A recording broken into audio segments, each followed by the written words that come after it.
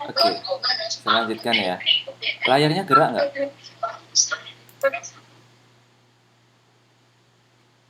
Halo? Layarnya gerak kan ya? Oke. Nanti kalau layarnya nggak gerak, tolong kasih tahu saya. Nah, di si layar ini juga ada eh, apa namanya bagian tentang perkenalan. Jadi teman-teman kalau misalnya mau berkenalan, silahkan memperkenalkan diri di forum perkenalan yang ada di layar ini. Di forum perkenalan di si layar, ya mungkin aja siapa tahu ada yang dapat jodoh ya, kita nggak tahu ya. Jadi boleh memperkenalkan diri. Tapi saya sendiri belum memperkenalkan. Jadi mungkin teman-teman nanti saya akan baca satu-satu. Kemudian tata tertib selama mengikuti tutor. Nah, tutorial online. Nah, di sini juga saya tuliskan dari pusat sini saya tinggal copy paste, saya tampilkan di situ ya. Intinya adalah teman-teman diharapkan aktif dan dapat mengikuti perkuliahan ini dengan baik ya. Dengan baik. Di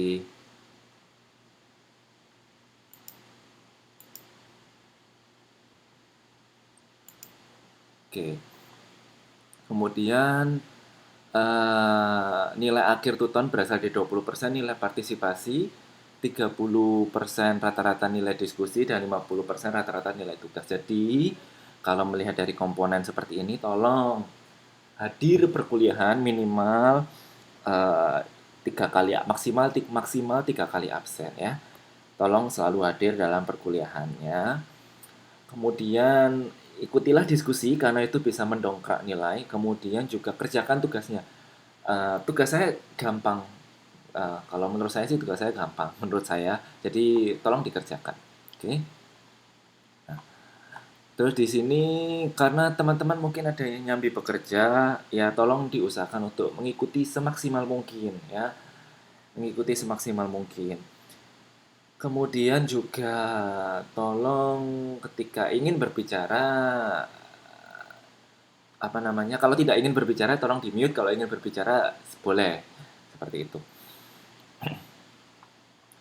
Nah, nanti di si layar ini sudah saya isi persesinya, materinya apa saja. Kemudian apa yang akan kita bahas. Nah, di sini misalnya di sesi per satu ini hari ini kita nanti akan membahas mengenai masalah-masalah dalam organisasi ekonomi. Kemudian nanti kita akan belajar mengenai aktivitas pelaku ekonomi dan metodologi ilmu ekonomi. Nah, seperti ini. Saya sudah tuliskan juga di si layar eh, apa objektif dari atau tujuan kita belajar per sesinya. Nah, kemudian materi. Materi atau PPT yang saya gunakan pada hari ini itu bisa di-download di bagian materi inisiasi. Jadi tolong mahasiswa atau teman-teman sekalian yang ada waktu, saya harapkan ada waktu ya. Ketika kita semua sudah mahasiswa, teman-teman sudah mahasiswa, saya tidak berhak untuk selalu mengingatkan setiap saat. Jadi ketika teman-teman merasa butuh, ya lakukan. Jadi tolong teman-teman download materi mata kuliah ini sebelum perkuliahan dimulai. Tujuannya apa? Tujuannya supaya mendapatkan gambaran hari ini membahas apa sih? Kalau ada pertanyaan diskusi, kira-kira nanti tutornya akan bertanya apa sih? Seperti itu ya. Jadi bisa siap-siap menjawab.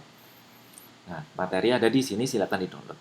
Kemudian di sini ada YouTube atau materi ini adalah materi tambahan. Mungkin kalau saya um, kurang jelas dalam menjelaskan, bisa melihat YouTube atau materi terkait yang ada setiap sesinya di YouTube. Ini sudah saya tampilkan juga materi pendukung lainnya.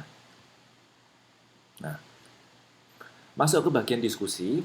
Diskusi ini nantinya akan ada di setiap sesi di layar. Nah, seperti ini contohnya. Nah, teman-teman silakan menjawab diskusi ini. Nanti batas akhir waktu mengisi setiap diskusi di si layar itu tanggal 4 Desember 2023. Jadi batas akhir mengisi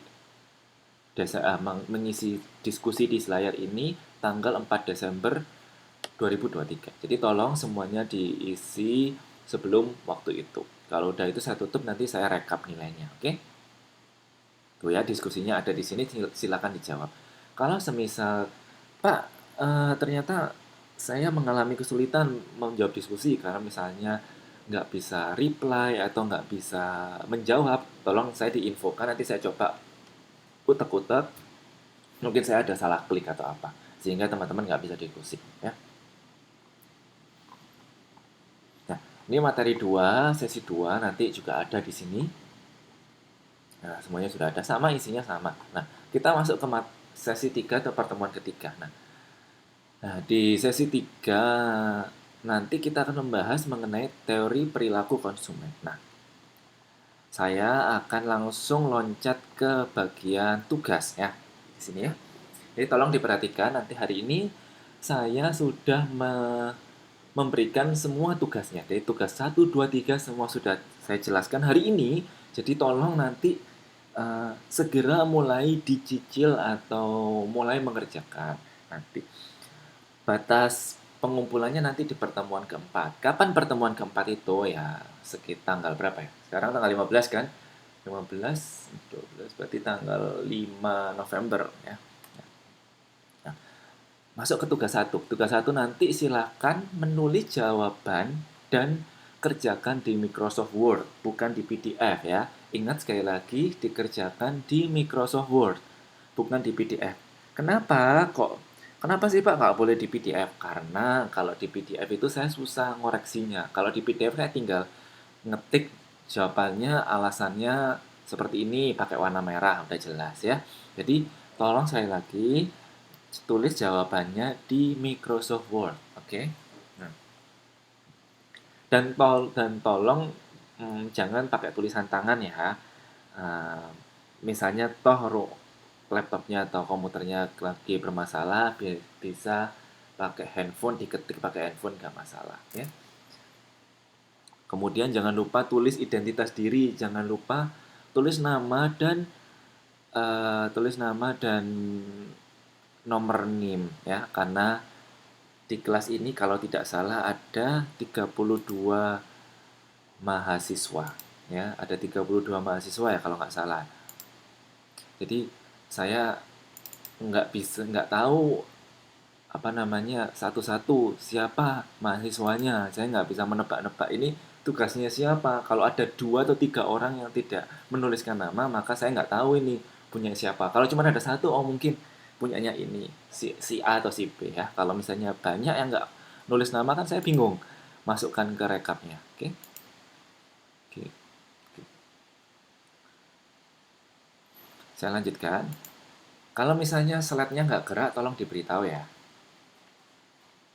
Kemudian, PR dikumpulkan pada atau sebelum pertemuan keempat. Nah, pertemuan keempatnya kapan sih? Pertemuan keempat itu hari Minggu. Jadi ya maksimal sebelum hari Minggu itu lebih baik ya, supaya tidak keburu-buru. Ingat ya, saya sudah bergabung di UTN udah lama. Nah, biasanya kalau si layar itu error pada hari Sabtu dan Minggu.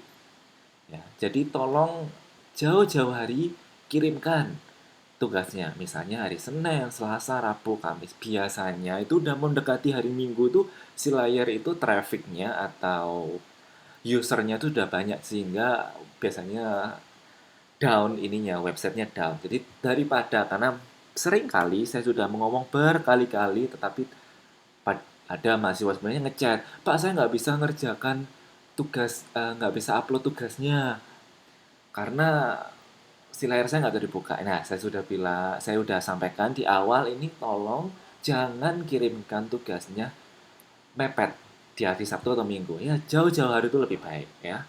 Tuh ya. Jadi ketika nanti akan ada siswa yang komplain ke saya ya, saya cuma bisa bilang semoga sukses, good luck, karena ya saya juga nggak ngerti karena saya bukan bukan IT-nya si layar juga. Nah, saya udah sampaikan di sini. Oke. Nah, kemudian tugasnya nanti tolong di bukunya, sumbernya dari buku modul ya. Semuanya dari buku modul. Saya harap teman-teman sudah memiliki buku modul.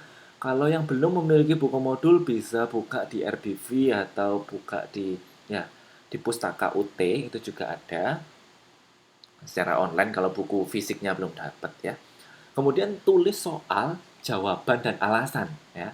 Tulis soal, jawaban dan alasan. Kenapa harus ada alasan? Karena PR-nya nanti ada pilihan gandanya. Nah, pilihan ganda ini kan cuma A, B, C. Di buku udah ada jawabannya, udah ada kuncinya. Tinggal cari alasannya saja. Jadi, tolong beri alasan.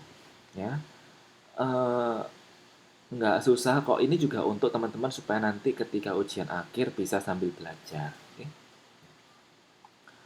Alasannya boleh diambil dari buku modul atau dikembangkan dari sumber lain ya. Alasannya saya bebas ya.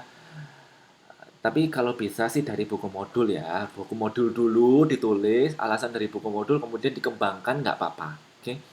Tuh, jangan karena eh, tujuannya kenapa? Loh, Pak, karena kan bagus, Pak, kalau misalnya jawabannya dikembangkan dari sumber lain. Betul, nggak apa-apa. Cuman takutnya teman-teman ini nanti ujiannya kan sumbernya dari buku modul. Nah, takutnya nanti teman-teman nggak sekalian belajar. Jadi, jawablah dari buku modul dulu, alasannya dari buku modul. Kalau mau dikembangkan, nggak apa-apa. Bu, dipersilahkan.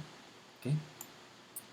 Berikutnya, soal modulnya itu dari bab 3 halaman 3.23 sampai 3.24 nomor 1 sampai 5. Jadi basically PR-nya itu cuma 5 nomor.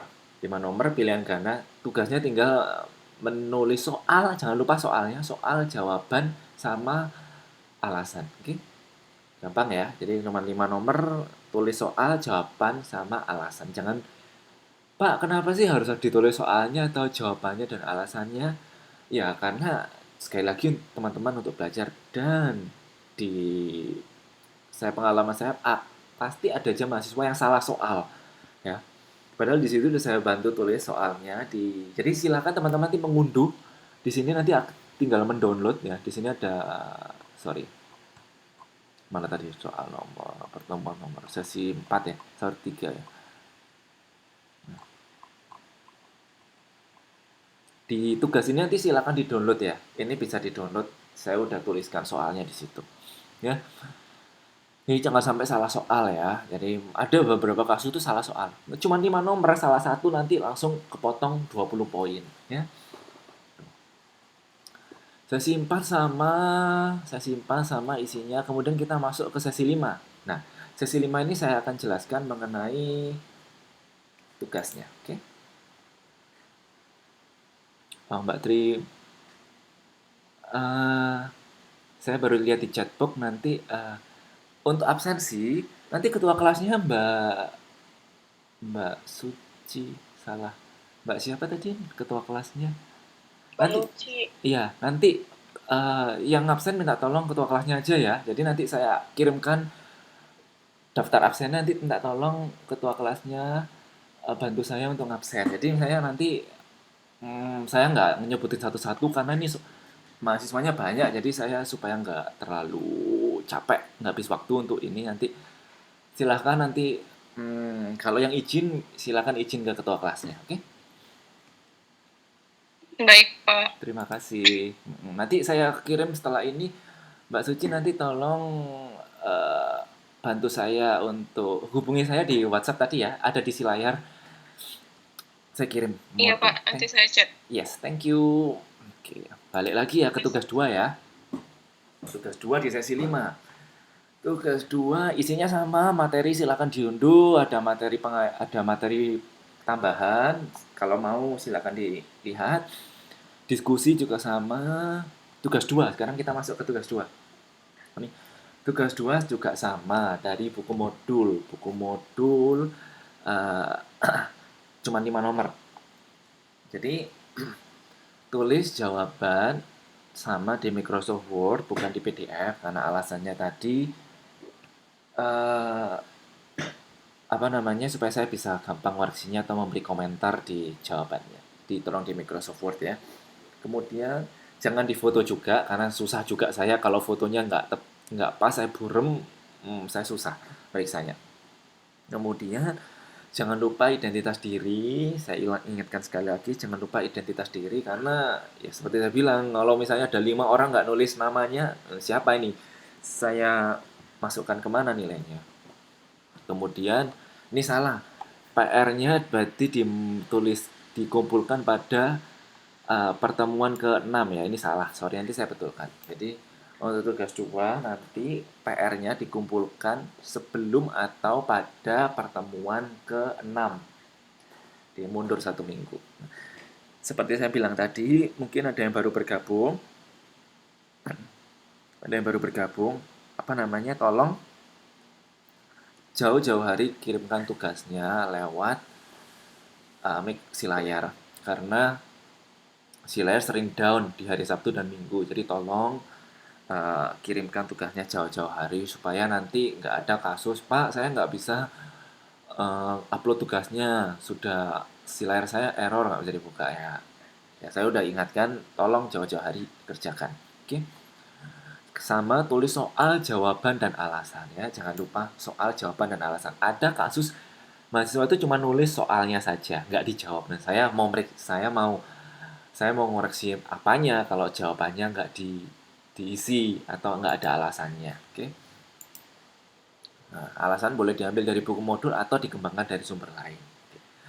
Soalnya dari buku modul bab 5 halaman 5.15 sampai 5.16 nomor 1 sampai 5. Ya, cuma 5 nomor. Oke. Dari tugas 1 2 dulu apa ada pertanyaan? Saya sambil minum.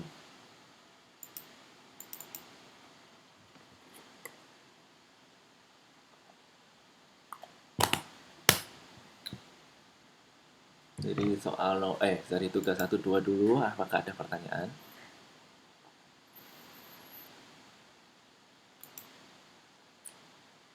Nggak ada. Saya lanjutkan ya. Nanti kalau layarnya nggak bergerak, tolong diinformasikan ke saya ya.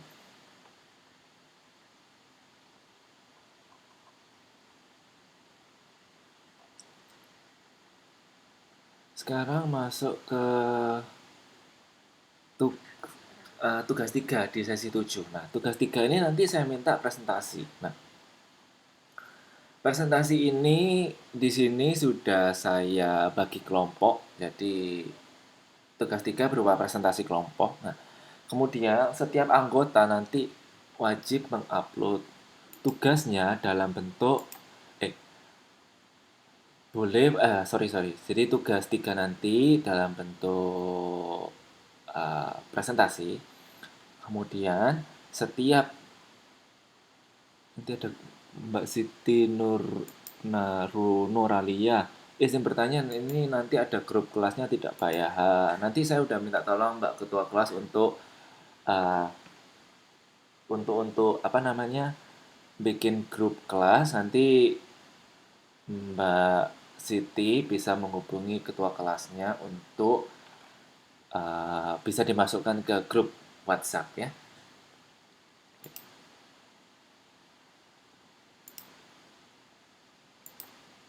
Oke. Oke ya, saya lanjutkan dulu. Jadi nanti setiap mahasiswa, setiap anggota nanti wajib mengupload tugasnya dalam bentuk PPT sederhana atau PDF terserah di si layar LMSUT. Nah, ini saya jelaskan dulu ya. Si layar ini kan ada, misalnya filenya itu akan ada batasannya. Kalau nggak salah berapa megabyte gitu. Jadi tolong nanti PPT-nya itu yang sederhana aja. Kalau ada template-nya yang cantik-cantik, yang bagus-bagus, untuk upload tugasnya nggak perlu. Ya, nggak perlu di, di sederhana aja. Karena di si layar ini maksimal dari 500 megabyte gitu loh untuk upload tugas, upload file. Jadi nanti kalau misalnya PPT-nya terlalu cantik, banyak gambar, nanti takutnya nggak bisa ke-upload. Tapi kalau ketika presentasi berlangsung, boleh untuk dipercantik PPT-nya supaya teman-temannya lebih jelas, boleh ya, boleh banget. Nah, di ini ya, setiap anggota wajib upload tugas dalam bentuk PPT sederhana di si layar LMSUT. Nah, karena memori si layar ini nggak banyak, maka hapus gambar di PPT atau template atau bisa juga dalam bentuk PDF. Nah, ini upload tugasnya. Oke. Nah, ini pembagian kelompoknya. Nah, basically kalau misalnya teman-teman mau membuat kelompok sendiri nggak masalah. Cuman saya takutnya itu ada yang nggak kebagian kelompok karena ada yang misalnya dari Hong Kong atau ada di Malaysia nggak saling kenal, jadinya eh, apa namanya akan ada ketinggalan satu orang dua orang kan kasihan. Jadi saya ini berdasarkan urutan absen yang saya dari pusat, daftar absen yang saya pusat saya urutkan. Jadi, nah kelompok satu ini nanti anggotanya adalah Mbak Lailatul Qadriyah, Nasta Jaya, Kuswatun, Siti Masito, Nurhayati ya. Jadi ada 5 orang. Nah, nanti materinya adalah modul 4 kegiatan belajar 3 ya. Materinya adalah modul 4 kegiatan belajar ketiga. Nah, presentasinya itu di pertemuan ketiga. Di presentasinya. Jadi nanti presentasinya di pertemuan ketiga. Jadi jangan lupa ya. Jadi mulai dari pertemuan 3, 4, 5, 6, 7, 8 itu nanti akan ada satu kelompok yang presentasi. Nah, presentasinya nanti saya akan mengisi materi dulu di jam pertama, jam keduanya saya persilakan kelompok untuk presentasi. Oke, paham ya sampai sini? Nah, kelompok 2 nanti isinya Mbak Anissa, Rafif, Eka, Teni, Diana ya. Materinya modul 5 kegiatan belajar 2. Nanti presentasinya di pertemuan keempat Minggu 5 November 2023. Oke. Kemudian kelompok 3 ada Mbak Siti Nuralia, Winanti, Dina, Tania, dan Triwahyuningsi. Nah, materinya di modul 6 kegiatan belajar 3 ya. Presentasinya di pertemuan kelima hari Minggu 12 November 2023. Kelompok 4 ada Mbak Hernasari, Siti Sadia, Nur Faiza, Ferry Handayani, Selvi Fitriani. Nah, materinya modul 7 kegiatan belajar 3. Nah, kemudian presentasinya di pertemuan ke-6 Minggu 19 November 2023. Kelompok 5 isinya nanti ada 6 orang. Jadi ada Mbak Fitri, Kartinalis, Lucy, Supia, Agres Nurhalisa, Emi Rohimi. Oke. Materinya di modul ke-8. Kemudian materinya modul 8. Presentasinya di pertemuan ke-7 hari Minggu 26 November 2023. Oke. Berikutnya kelompok 6 itu Muhammad Nur Yasin, Dewi Putriani, Sonah, Muhammad Yahya, Awah Muntaza, Ari Fitrias Tuti. Nah, materinya modul 9. Presentasinya di pertemuan ke-8, pertemuan terakhir tanggal 3 Desember 2023. Nah, di sini saya tuliskan anggota yang tidak berkontribusi silahkan lapor pada tutor atau tidak perlu tulis namanya. Jadi kalau misalnya yang Pak, saya ngerjakan ini cuma 3 orang, yang lain nggak kontribusi gitu. Coba nanti ya udah nggak usah ditulis namanya, gitu ya. Jadi saya udah jelaskan setiap kelompoknya siapa aja, silakan saling menghubungi. Nah, supaya untuk menghemat tenaga, biasanya diulang lagi namanya tadi Pak, udah ada di si layar ya. Jadi silahkan buka si layarnya bagian pertemuan ke-7. Pertemuan ke-7 itu sudah ada namanya ya, Mbak Tri Wahyuningsi. Jadi apa namanya? Silahkan buka di si layar. Ini di si layar pertemuan ke-7. Jadi saya udah tulis di sini. Jadi silahkan datang ke si layar. Ada di sini. Jadi kalau misalnya supaya menghemat waktu, misalnya kan ada 18 halaman materi dibagi tiga halaman, misalnya si A, 3 halaman berikutnya si B, 3 halaman berikutnya si C. Nah, nanti digabung jadi satu PPT, gitu ya. Tuh. Kemudian yang presentasi nanti gantian ya, jangan usahakan nanti gantian. Kalau misalnya nggak datang, direkam nanti di PPT itu kan ada voice recorder, nanti bisa di situ atau minta tolong temennya kalau terpaksa nggak benar-benar nggak bisa datang, oke? Tapi saya harap semuanya bisa datang. Seperti itu ya. Nah, kemudian biasanya, Pak, kalau misalnya boleh tuker nggak? Misalnya kelompok 2 ini presentasinya di pertemuan ketiga, kelompok satu mundur. Kalau saya pribadi nggak masalah, asalkan setiap mulai dari pertemuan ketiga, 4, 5 itu harus ada yang presentasi, oke? Oke. Kalau mau tuker posisi pertemuan nggak masalah, asalkan semua anggota grupnya setuju, oke? Kalau nggak ada ya nggak Pak, lebih bagus, jadi nggak bingung. Oke, itu ya. Sampai sini, apakah ada pertanyaan terkait tugas, terkait tugas, terkait apapun yang berkaitan dengan mata kuliah? Ini semester berapa ya? Semester 2, Dua, Pak. Semester 2. semester Masih baru. Masih baru. Ada yang di Hong Kong atau Arab Saudi atau Malaysia? Apakah ada mahasiswa yang dari Hong Kong, Arab Saudi, Malaysia? Lagi sedang berada di Arab Saudi, Malaysia? Nggak ada? Nggak ada. Ya. Oke. Ada yang di Qatar, Pak, tapi lagi izin. Oke. Qatar tapi lagi izin. Oke. Nggak apa-apa. Ya udah. Nanti tolong diinfokan ya, diinfokan materi apa namanya? Apa yang saya sampaikan di hari ini. Kalau saya nggak salah tadi Mbak Ketua kelas juga sudah merekam kan, direkam kan. Jadi teman-teman bisa melihat rekamannya. Kemudian ada lagi yang ditanyakan mengenai tugas sebelum saya masuk pelan-pelan masuk ke materi. Bapak, maaf tadi kurang jelas itu apa presentasinya mulai kapan ya, Pak? Presentasi. Oke. Saya jelaskan lagi ya. Presentasinya itu nanti mulai di pertemuan ketiga. Oke, tanggal 29 Oktober untuk kelompok satu. Nah, teman-teman bisa melihat layar saya nggak sih? Teman-teman bisa melihat? Bisa Pak, tapi sambil kerja jadinya kurang Oke. fokus. Oke. Jadi teman-teman kalau misalnya Iya dilihat. Oke, kalau teman-teman kalau misalnya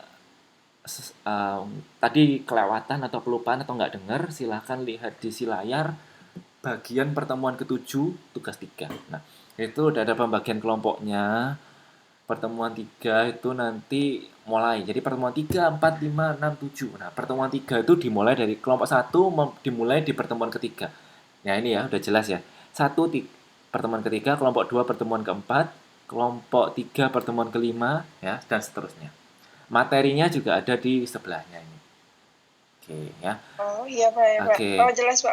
Ada semua ya. Yes, ada semua. Jadi silakan main-mainlah ke si Iya Pak. layar. Kasih Pak. Ya, sama-sama. Kemudian juga tugas 1, 2 juga sudah ada di si layar. Ditolong jangan ada yang terlambat karena rugi kalau misalnya nggak mengerjakan tugas. Yang tugasnya gampang, kemudian apa namanya nilainya banyak. Oke, ada lagi yang mau bertanya? Iya Pak. Pak, maaf, ini ada beberapa orang yang nggak ikut web, jadi gimana kelompoknya? Apa tetap sama apa gimana? Nggak ikut web, maksudnya nggak nggak dia bergabung di kelas ini ya? Namanya tertera di itu yang tadi Bapak Oh, cantumin. Tapi anaknya nggak ikut web. Mereka udah pada ngomong ke pihak UT. oh gitu. Berapa orang, Mbak? Ada dua orang Pak, Nur Hayati S Pakaya sama itu Nesta Jaya itu 2 orang. Nur Hayati, Nur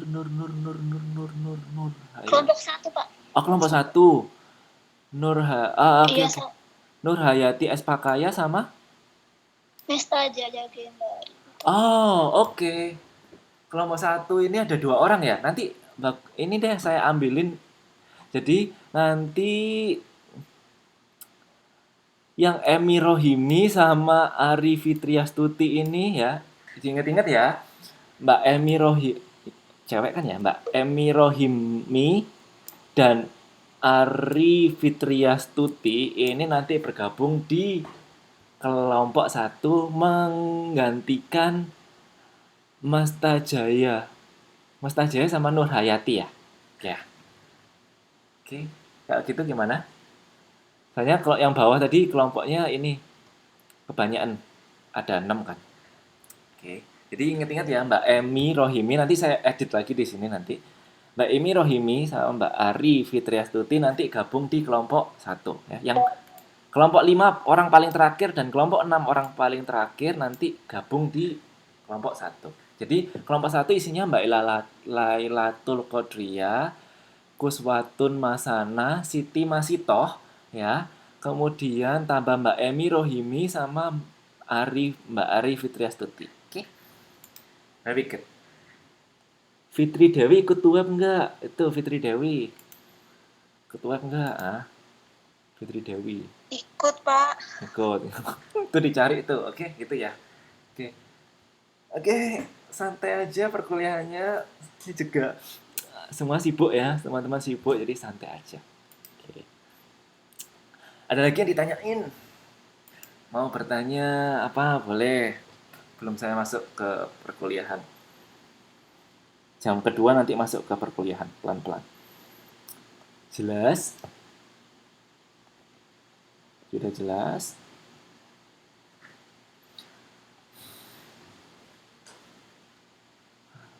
Saya tulis nomor handphone. Oke, Pak. Iya. Saya tulis nomor handphone saya dulu di sini. Saya izin chat Bapak ya. Yes.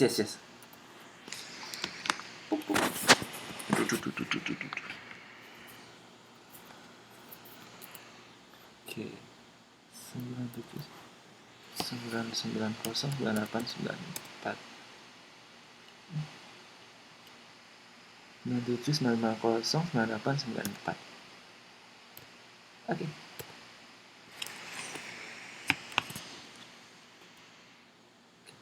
Oke. Oke, kalau nggak ada pertanyaan kita pelan-pelan masuk ke materi. Bisa lihat slide layar nggak ya? Layarnya bisa dilihat nggak ya? Bisa. Oke, kita masuk ke materi perkuliahan. Pertama, pengantar ekonomi mikro. Nah, nih mbaknya udah ngechat. Mbak Lucy, namanya bagus sekali. Hai Mbak Lucy. Minta tolong dibikinin grup.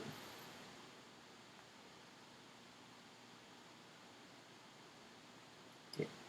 Kemudian, ya. Oke, ya kita diskusi dulu biar tidak mengantuk. Ya, hari Minggu pagi-pagi disuruh sekolah, males ya. Ya, hari pagi ada yang sambil kerja juga kan, jadi kita diskusi dulu. Nah, diskusinya nanti bisa lewat mikrofon, sebutkan nama, nanti saya tulis siapa yang sudah menjawab, saya beri poin nilai keaktifan selama tutorial online, atau juga bisa di chat box kalau yang sedang bekerja. Oke? Nah, teman-teman sudah pasti pernah mendengar atau sudah familiar dengan kata-kata ekonomi atau organisasi ekonomi. Ya, misalnya ekonomi rumah tangga, ekonomi negara, ekonomi perusahaan. Nah, ekonomi ini sebenarnya apa sih permasalahan yang sering kalau misalnya teman-teman pernah mendengar permasalahan ekonomi rumah tangga, permasalahan ekonomi negara, permasalahan ekonomi dunia. Nah, kira-kira apa sih permasalahan utama yang sering teman-teman dengar? Nah, silahkan sebutkan nama, silahkan menjawab. Saya, Pak. Ya, namanya dengan siapa? Lucy. Oke, Mbak Lucy. Oke, ntar ya saya tulis dulu namanya. Lucy. Plus 1. Oke, good. Thank you. Silahkan Mbak Lucy. Menurut saya permasalahan utama ekonomi itu sumber daya. Bagaimana mengelola sumber daya yang terbatas untuk memenuhi kebutuhan manusia yang tidak terbatas. Pinternya. Oke, sumber daya apa Mbak? Ada sumber daya alam, sumber daya manusia, sumber daya alam, sumber daya mana? Yang menurut paling menguras tenaga nih, sumber daya mana?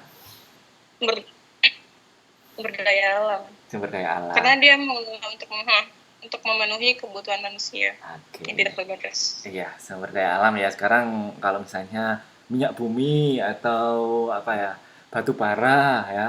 Kayak inget nggak sih beberapa bulan lalu di Indonesia di Jawa Tengah ya ada yang penambang batu bara yang apa namanya tertimbun ya ya terus berduka cita tertimbun itu karena juga ya sesusah itu nyari batu bara harus menggali beberapa puluh meter di dalam tanah ya karena emang terbatas ya. Oke, bagus, terima kasih Mbak Lucy. Yang lain sebutkan nama atau lewat chatbox juga boleh kalau yang mau kerja. Saya, Pak. Boleh, namanya siapa? Nama saya Huswatun Hasanah. Uswatun. Oke, oke. Huswatun. Uswatun. Bentar, bentar, bentar. Bentar ya. Saya tulis dulu namanya di sini Uswatun.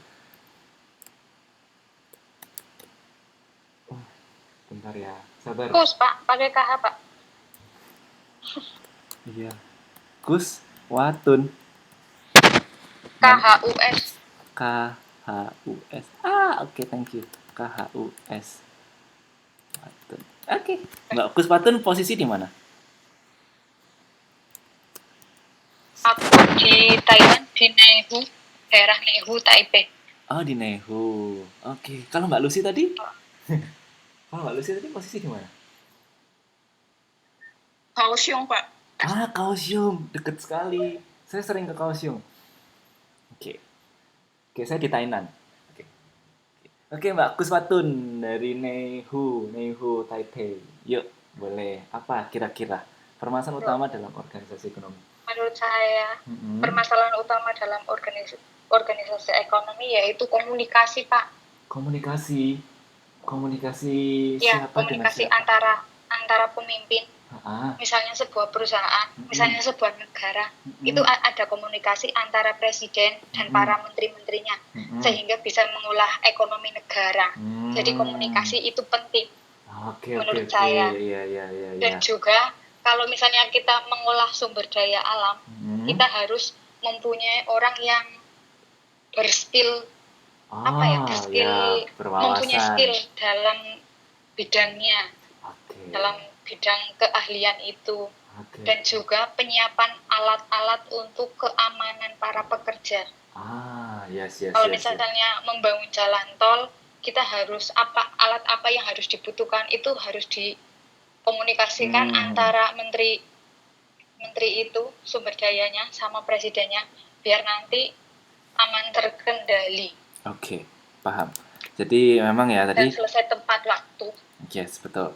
Jadi yang dikatakan Mbak Kuswatun tadi juga benar bahwa sumber daya manusia. Jadi kita harus memilih untuk mengelola ekonomi yang baik. Otomatis kita harus punya ekonom yang berwawasan tinggi seperti itu. Jadi nggak asal orang ya, apalagi untuk ekonomi sebuah negara. Kayak teman-teman ini sekarang belajar di jurusan apa sih ini? Jurusan manajemen atau ekonomi? Jurusan apa nih? Manajemen, Pak. Manajemen. Susah ya mata kuliahnya ya. Aduh, saya nggak suka ini ekonomi mikro ini. Ya udahlah ya.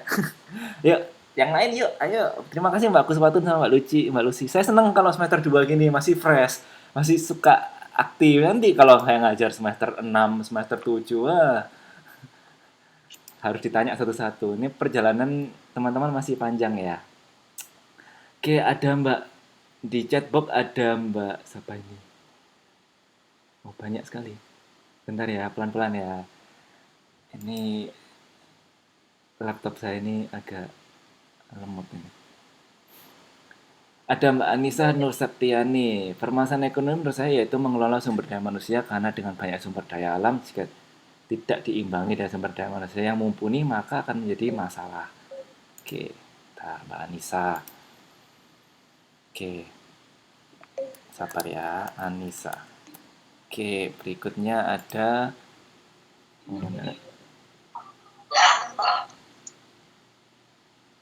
siapa lagi? Hujan.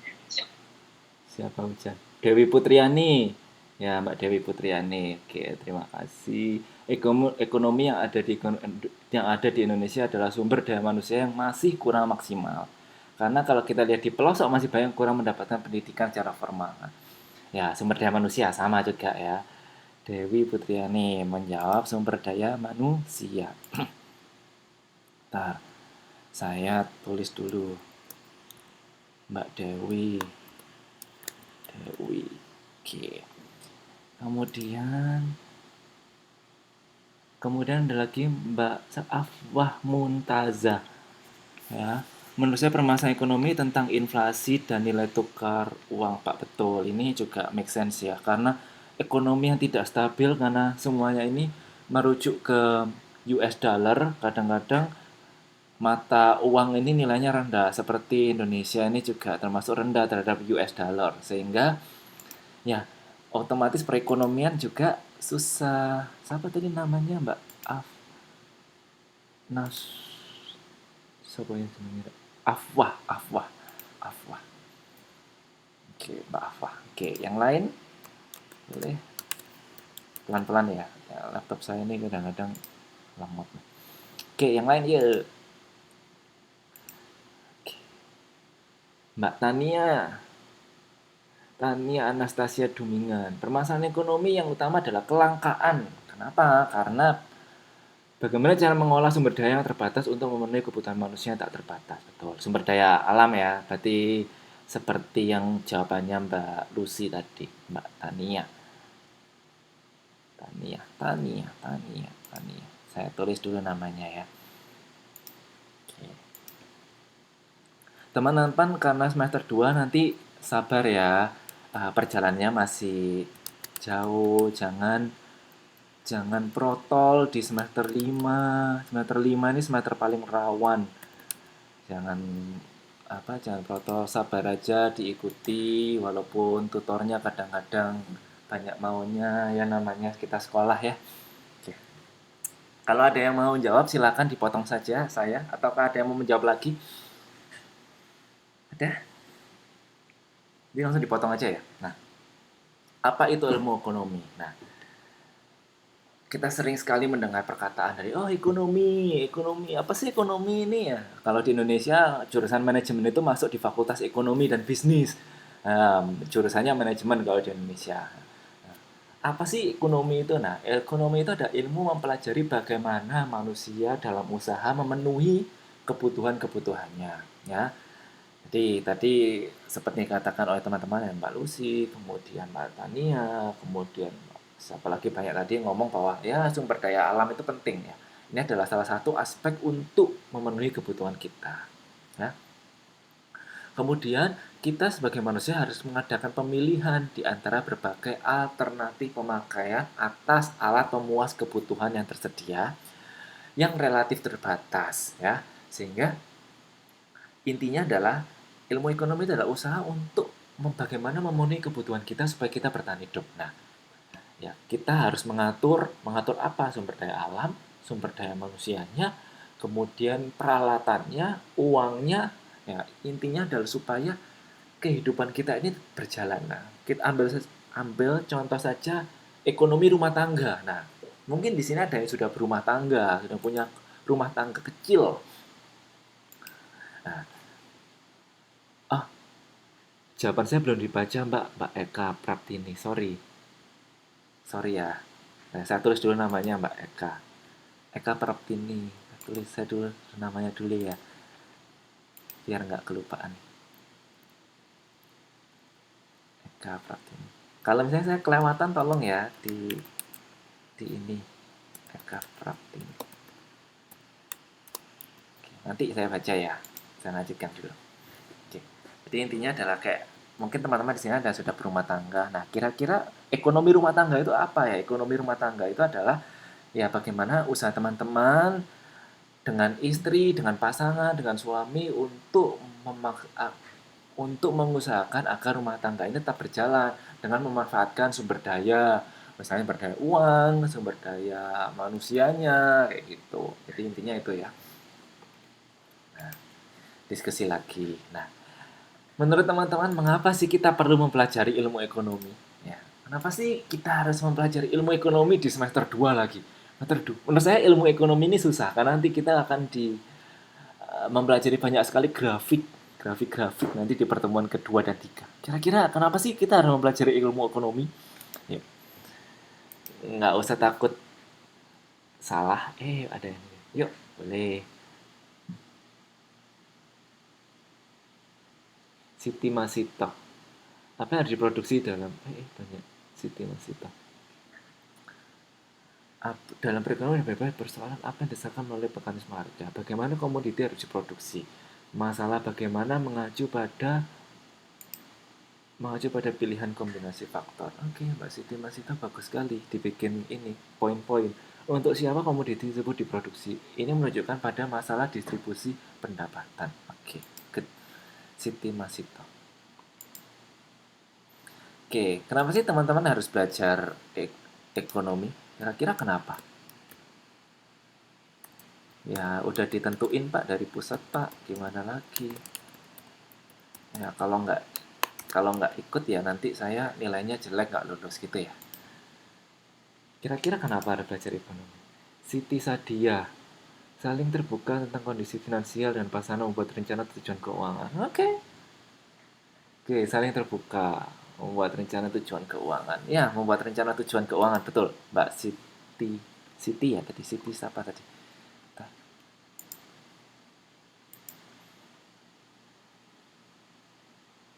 Siti apa namanya? Siti Sadia. Oke, Siti Sadia. Boleh untuk mengatur keuangan. Ya, sekarang kita belajar ekonomi, ilmu ekonomi, kita bisa belajar mengenai bagaimana kita mengatur keuangan. Nah, misalnya teman-teman berbisnis, kira-kira perlu nggak belajar ilmu ekonomi? Kenapa? Misalnya teman-teman mau membuka usaha, membuka sebuah perusahaan di sebuah wilayah, kira-kira mengapa sih juga harus belajar mengenai ilmu ekonomi? Agar dapat Mbak siapa ini?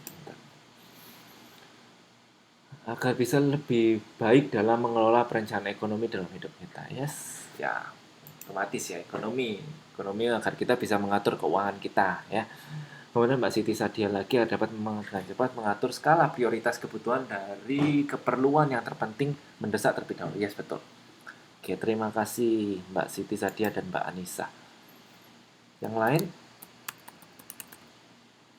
kenapa sih kita perlu belajar ekonomi? Ya, misalnya teman-teman ini ingin membuka usaha baru, Nah, kira-kira kalau misalnya teman-teman ini membuka usaha di negara-negara konflik, misalnya nih Rusia yang kemarin berperang dengan dengan dengan dengan dengan dengan siapa ya, lupa aku ya, misalnya negara konflik gitu ya. Dengan Ukraina. Yes, Ukraina. Oh my god, thank you. Ya, dengan Ukraina. Kira-kira ketika teman-teman membuka usaha di negara konflik tersebut, misalnya di Ukraina misalnya, kira-kira akan possibility untuk suksesnya tinggi nggak? Rendah? Atau misalnya Mbak Lucy, kita bisa membuat keputusan ekonomi yang lebih baik. Betul. Mbak Tania, karena ilmu ekonomi sangat penting dia pelajari karena perekonomian adalah faktor yang penting untuk membangun keberlanjutan suatu organisasi. Juga betul. Oke. Lucy Tania. Bentar ya, sabar ya, tulis dulu. Lucy Tania.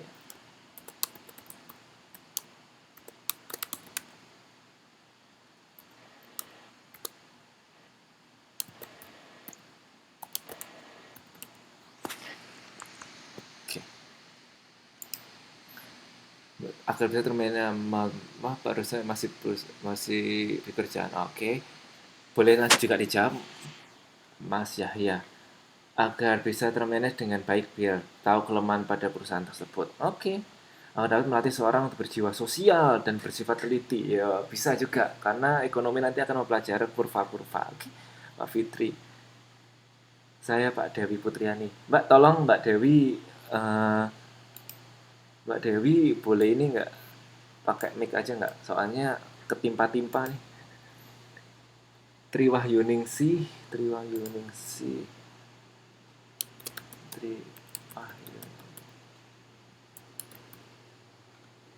Triwahyuningsih, kemudian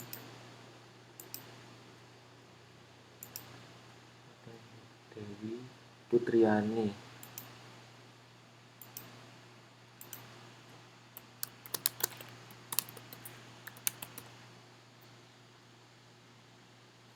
sama Fitria Dewi. Fitria Dewi Yulianingsih Dewi, akhirat mati berjiwa sosial. Fitri Dewi, Pak. Fitri Dewi. Kok banyak sekali namanya Dewi? Iya, Fitri Dewi. Fitri Dewi Julianingsih. Oke. Banyak ya ketimpa-timpa nih jadinya. Fitri Dewi. Bentar ya, sabar. Sabar, Fitri Dewi. Mbak Fitri di mana posisi? Padahal kalau pakai Di mikrofon. Taiwan, Pak, di Taipei. Oh, di Taipei. Kadang kalau misalnya pakai mikrofon kan enak ya. Bisa ngomong-ngomong kan enak. Kerja apa Mbak Fitri? Siapa ini guest ini? Karena untuk bisa mengetahui dengan jelas antara untung dan rugi dan juga untuk membangun komunikasi dan pelanggan. Siapa ini namanya? Saya nggak bisa tulis loh. Mbak Fitri kerja apa? Kerja PRT, Itu Pak. tadi jawaban saya, Pak. Siapa tadi itu? Yang guest ini? Saya Huswatun Hasanah. Uswatun Hasanah. Oke. Uswatun Karena Kuswatun. untuk bisa mengetahui dengan jelas antara untung dan rugi dan juga membangun komunikasi dengan pelanggan. Itu saya, Pak. Oke, Mbak Kuswatun ya. Oke, saya tulis ya namanya. Oke. Mbak Fitri kerja di rumah ya. Udah berapa tahun Mbak Fitri di Taipei? Kalau di Taipei sini baru 1 tahun. Di Taiwannya? Di Taiwannya udah 5. Tahunnya berarti 6 tahun. 6 tahun. Ya alhamdulillah betah, Pak. Betah. Betah karena butuh. Eka siapa tadi namanya ya? Eka siapa tadi? Eka Pratini. Sorry. Untuk menyelesaikan masalah ekonomi seperti pertanyaan pertama, menggali dan mengelola SDE, manajemen SDM, dan mengkoordinasikan alat teknologi sehingga hasil dan produknya bisa maksimal digunakan untuk pemenuhan kebutuhan. Very good, Mbak Eka Pratini. Oke. Bisa mikrofon enak loh. Jadi saya bisa ngobrol-ngobrol. Kan biar kenalan kan. Siswa banyak. Kalau nggak kenal, saya nanti dimusuhin. Oke. Yang lain boleh lewat mikrofon, boleh lewat chat ya. Berikutnya, betul. Jadi jawabannya adalah kenapa kita mempelajari ilmu ekonomi ya? Tujuannya untuk supaya mengatur ekonomi, tujuannya untuk bisa mengatur cash flow keuangan juga bisa. Kemudian agar kita bisa kadang ilmu ekonomi itu sebenarnya adalah ilmu yang mengoptimalkan bagaimana permintaan akan suatu barang dengan penawaran. Jadi ketika kita harus tahu momen yang tepat pada waktu kita untuk melaunching atau memproduksi suatu barang. Jadi ketika barang di pasaran itu sudah sangat banyak, ketika kita mau launching produk serupa, otomatis konsumen akan jenuh sehingga produk kita kemungkinan tidak laku. Nah, seperti itu.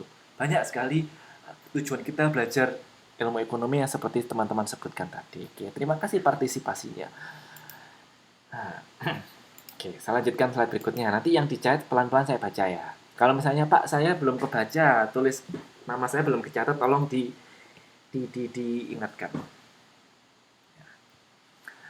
Ekonomi mikro dalam kerangka ilmu ekonomi. Nah, ilmu ekonomi itu dibagi dalam 3 kelompok dasar. Yang pertama adalah ekonomi deskriptif, yaitu mengumpulkan keterangan faktual yang relevan mengenai suatu masalah ekonomi. Nah, maksudnya seperti apa?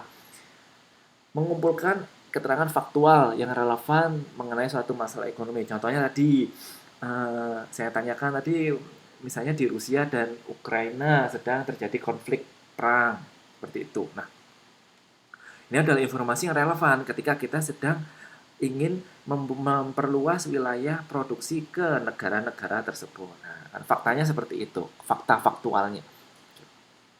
Kemudian kelompok dasar yang kedua adalah teori ekonomi, yaitu teori ekonomi ini dibagi lagi menjadi 2 kelompok besar, yaitu ekonomi mikro dan ekonomi makro. Nah, apa sih Pak ekonomi mikro dan apa itu ekonomi makro? Nah, ekonomi mikro yang mata kuliah yang sedang kita ajari ini adalah ilmu yang membahas pelaku ekonomi yang berada dalam sistem perekonomian, ya. Membahas pelaku ekonomi yang berada dalam sistem perekonomian. Jadi pelaku ekonomi. Jadi kita menitik beratkan pada pelaku ekonomi. Siapa pelaku ekonominya? Tentu saja mungkin pemerintah yang mengatur jalannya ekonomi, membuat kebijakan ekonomi. Kemudian pelaku kedua misalnya adalah pengusaha atau pemilik bisnis. Yang ketiga adalah konsumen. Kita semua sebagai konsumen. Oke. Kebalikannya ada mikro, ada makro. Mikro itu kecil, makro itu besar. Kalau mikro ini adalah membahas mekanisme bekerjanya perekonomian secara keseluruhan. Nah, ya, jadi kalau mikro tadi itu membahas pelakunya atau aktornya atau orangnya, sedangkan kalau misalnya ekonomi makro itu membahas secara keseluruhan, jalannya perekonomian secara keseluruhan. Nah, kita tahu bahwa perekonomian itu dipengaruhi oleh berbagai faktor, misalnya faktor keamanan, faktor politik, faktor budaya, ya. Nah, misalnya ketika kita perekonomian di negara barat dengan negara di Asia pasti berbeda, ya, seperti itu. Kemudian ekonomi, ini ada sahabat Rafif Jamil, mempelajari ekonomi dan memberikan pemahaman yang lebih mendalam tentang bagaimana dunia beroperasi setelah membantu kita membuat keputusan dalam kehidupan sehari-hari. Yes, bisa. Jadi Rafif Jamil ini cowok ya, Mas Rafif Jamil. Teman-teman udah pernah saling ketemu nggak sih di yang ada di Taiwan? Belum pernah ya? Udah Pak. Ada yang udah, ada yang belum Pak. Udah, ada yang udah, ada yang belum. Kok bisa? Yang sudah ada momen apa? Ada Ya, pas momen libur Pak. Libur. Nagih hutang Pak. Apa-apaan ini? Nah, Siapa ini yang hutang? Oh, kebacut sih. Lagi hutang. Oh, yang lainnya jauh-jauh ya, nggak bisa ketemu ya. Oke. Ya, dulu kalau misalnya dulu tahun 2019-2020 tuh kayak ada pertemuan, ada 11 kali pertemuan ke tengah-tengah itu ada ini, ada kumpul bareng sama tutornya. Jadi kita semua ke Taipei gitu. Gitu. Anyway.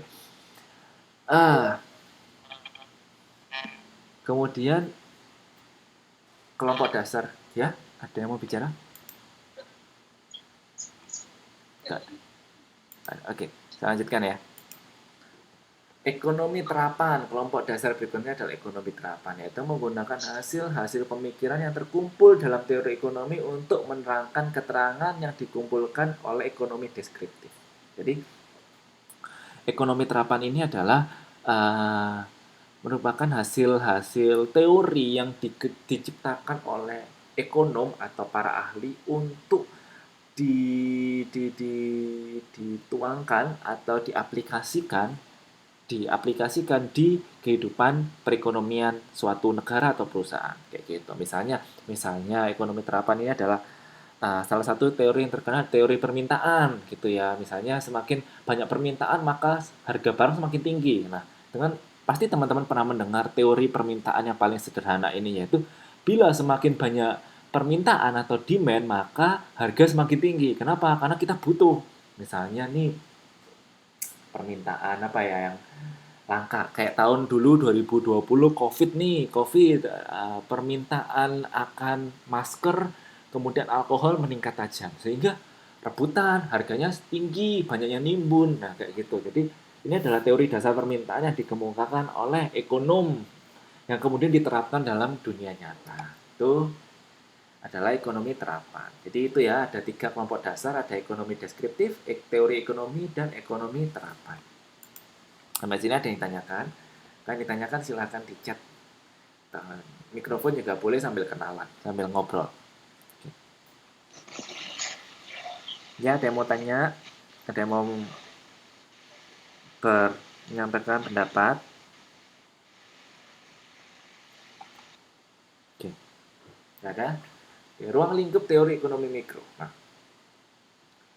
ruang lingkupnya ini yang pertama ada iklan ekonomi mikro, adalah cabang ilmu ekonomi yang mempelajari kegiatan ekonomi secara individual atau bagian kecil dari masalah ekonomi. Contohnya apa?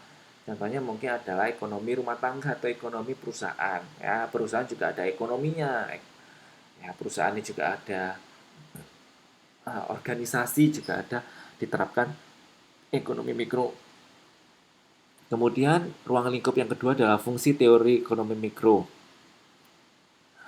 adalah fungsi teori ekonomi mikro adalah bersifat menerangkan dan dapat digunakan sebagai dasar untuk peramalan, di mana dimungkinkan untuk membuat peramalan bersyarat dan syarat di mana syaratnya adalah asumsi. Jadi seperti melakukan peramalan, contohnya seperti ini, contohnya seperti yang saya lakukan tadi. Oh, misalnya konflik antara Ukraina sama Rusia. Ukraina sama Rusia. Nah, walaupun saya bukan pelaku ekonomi di dua negara tersebut, tapi ketika saya tahu di situ ada konflik, maka ekonomi kedua negara itu juga tidak bagus. Sehingga apabila saya membuat usaha di kedua negara tersebut, otomatis eh, ekonomi perusahaan juga akan tidak bagus. Nah, ini adalah ramalan. Padahal kan saya belum belum tahu, belum nyoba. Tapi ya kira-kira seperti itu karena asumsinya seperti itu. Karena diasumsikan negaranya perang, ekonominya pasti kacau. Karena orang-orang akan fokus, pemerintahnya akan fokus untuk pertahanan. Nah, untuk bisnis tidak bagus. Nah, ini kan asumsi, ya, asumsi seperti itu. Kemudian yang ketiga adalah teori ekonomi dapat diterapkan pada kebijakan perekonomian, yakni dengan menggunakan teori harga untuk menganalisis tindakan yang dilakukan untuk mempengaruhi perekonomian. Tindakan yang dilakukan untuk menganalisis dilakukan untuk mempengaruhi perekonomian. Jadi teori harga tadi ya. Jadi contohnya seperti yang saya bilang tadi, semakin banyak permintaan maka harga barang semakin mahal. Sebaliknya jika permintaan tidak ada permintaan, harga barangnya ya murah kayak gitu. Ini adalah teori kebijakan perekonomian yang menggunakan teori harga untuk menganalisis tindakan yang dilakukan untuk mempengaruhi perekonomian. Seperti itu. Nah, kaitannya adalah apabila kita ingin memproduksi sebuah barang, maka kita lihat kira-kira barang kita ini bakal diminati atau dibutuhkan atau enggak. Kalau misalnya nggak bakal banyak dibutuhkan ya siap-siap aja. Dia akan mengalami uh, mengalami bukan kerugian tapi ya keuntungannya sedikit seperti itu.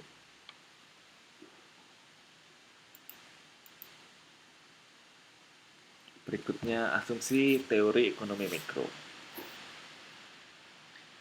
Teori ekonomi khususnya ekonomi mikro bekerja dengan menggunakan asumsi antara lain asumsi rasionalitas, asumsi ceteris paribus, dan asumsi penyederhanaan. Nah, apa itu asumsi ceteris?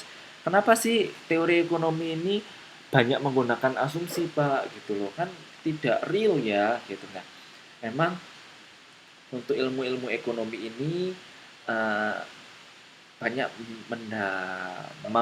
menggunakan asumsi karena contohnya seperti ini kayak kita dalam ekonomi rumah tangga saja misalnya gaji pemasukan setiap bulannya 5 juta rupiah tapi ternyata ada ada kebutuhan yang tidak terduga misalnya anak tiba-tiba minta les sekolah gitu nah otomatis ini kita harus menyiapkan alokasi budget tambahan atau misalnya anaknya tiba-tiba sakit gitu, otomatis akan ada budget tambah. Nah, jadi ketika kita membuat anggaran bulanan atau membuat ya anggaran bulanan, otomatis kita udah mengasumsikan, oh nanti bulan ini akan ada les, ada les tambahan. Misalnya menjelang kenaikan kelas ada les tambahan, kita budgetkan sekian. Nah, atau misalnya asumsi kebutuhan mendesak, kita asumsikan bla bla bla sekian rupiah, sekian sejumlah uang.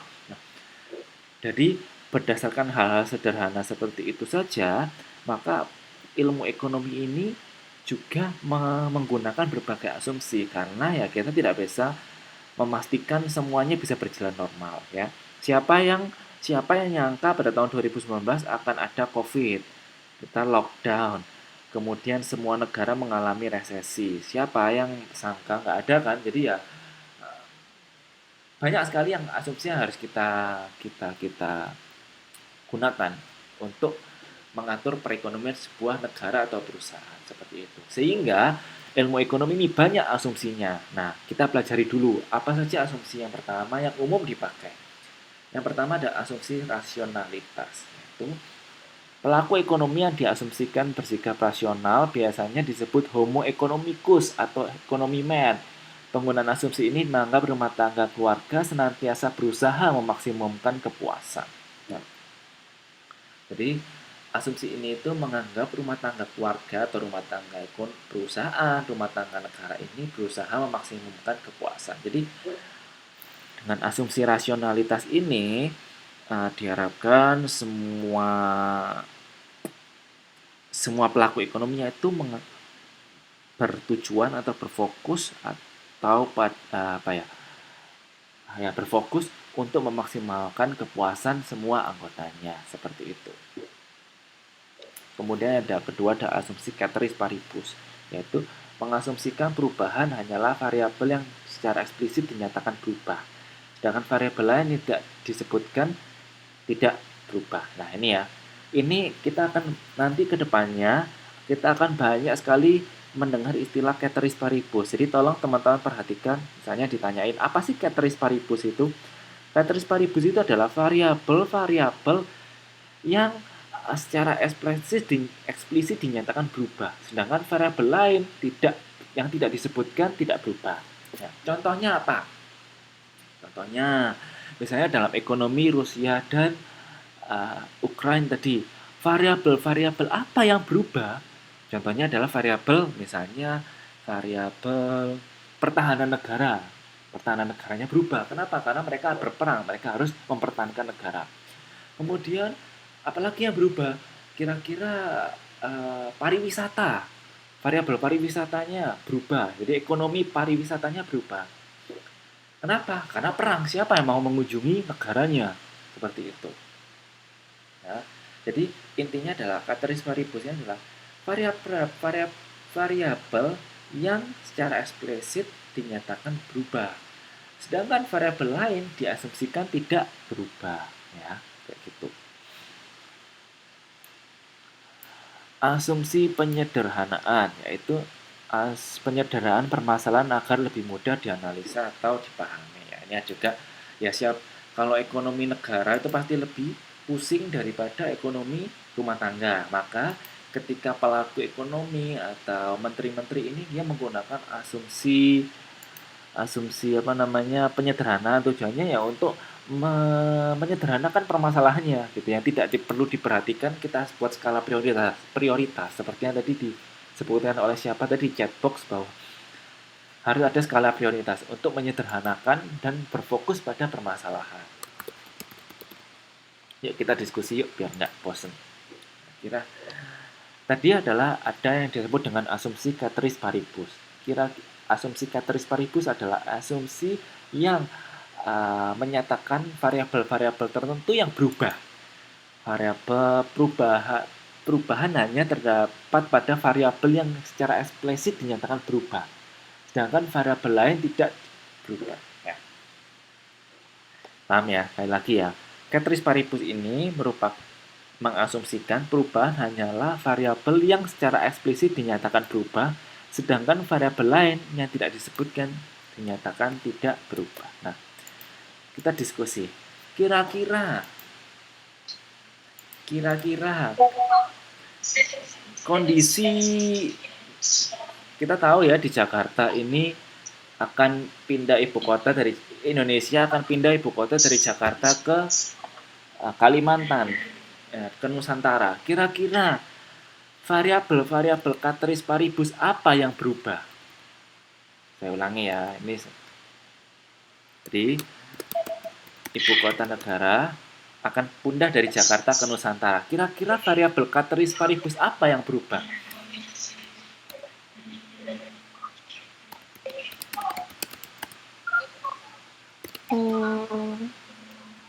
Ya. Harga lahan, Pak. Lahan, oke. Harga lahan, betul. Harga kenapa? Lahan, ya. Soalnya dulu kan harganya murah, karena sekarang ibu kotanya pindah, jadi dia langsung naik 100% atau 80% gitu, Pak. Oh gitu ya. Oke, dengan Mbak siapa ini namanya? Iya. Dengan Mbak siapa? Triwayuningsi. Mbak Triwayuningsi. Mbak Triwayuningsi di posisi gimana? Itu kan ibu kotanya kan dulunya di Jakarta terus pindah gitu kan. Nah, itu mempengaruhi harga lahan. Kalau dulunya Boleh kan ya. di Jakarta harga lahan atau harga barang pokok mahal-mahal gitu kan. Nah, sekarang udah pindah ke yang baru, itu yang dulunya harga lahannya misalnya nih 30 juta, jadi langsung naik jadi 200 juta karena makanya udah pindah. Iya. Nah, itu mempengaruhi. Oke. Mbak Triwahyuningsi posisi di negara mana? Taiwan. Di Kota Taoyuan. Taoyuan. Oke. Udah berapa Iya. lama di Taiwan? Udah hampir 15 tahun. 15 tahun. Kerasan ya? Betah ya? Alhamdulillah. Indonesianya dari kota mana? Semarang, Pak. Dari Semarang. Kapan terakhir pulang ke Semarang? Terakhir pulang tahun 2019 itu ngurus nikah. Sampai sekarang belum pulang. Lama ya. Oke, terima kasih Mbak Triwahyuningsi. Iya. Ada Mbak Tania dari upah gaji, Pak. Betul, upah gajinya otomatis Pendapatan, Pak. pendapatan. Oke, bentar Mbak Tania dulu. Mbak Tania tadi upah gaji. Betul, karena UMR di Jakarta yang mahal ya, UMR di Jakarta sekarang berapa ya? Ada 4 juta nggak ya? 4 juta misalnya nih. Kemudian yang dulu di kota Nusantara dari Kalimantan yang upahnya standar kemudian akan naik. Betul, variabel itu ya, betul. Yang lain, Mbak siapa? Jadi yang sebut apa tadi, pendapatan tadi siapa? Yang Mbak siapa tadi? Mbak Lucy. Mbak Lucy, kenapa pendapatan berubah?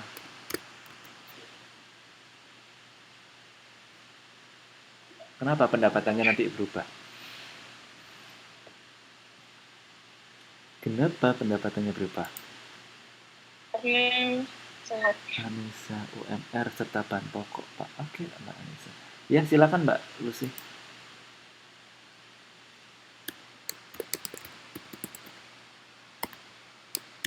Kenapa pendapatannya berubah? Saya ketikkan juga. Oh gitu. Nggak ngomong nggak apa-apa loh. Siti Anissa Nursetia.